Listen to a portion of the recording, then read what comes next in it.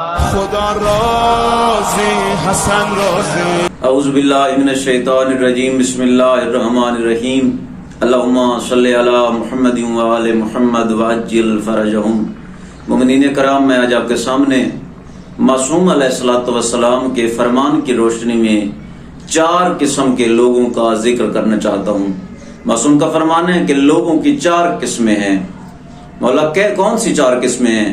مولا نے فرمایا کہ دولت اور اخلاق کے حوالے سے لوگ 4 قسم کے ہوتے ہیں. لوگوں کی ان قسموں میں سے پہلی قسم یہ ہے کہ اللہ نے کچھ لوگوں کو اخلاق دیا ہے مگر دولت نہیں ہے ان کے پاس. یعنی کہ غریب لوگ ہیں، اخلاق ہے ان کے پاس مگر دولت نہیں ہے. دوسری قسم کے لوگ وہ ہیں کہ جن کے پاس دولت ہے مگر اخلاق نہیں ہے.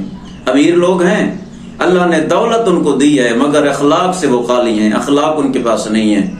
مولا تیسری قسم لوگوں کی، مولا نے فرمایا تیسری قسم لوگوں کی وہ ہے کہ جو سب سے بدبخت ترین ہے. مولا وہ کون سے ہیں لوگ؟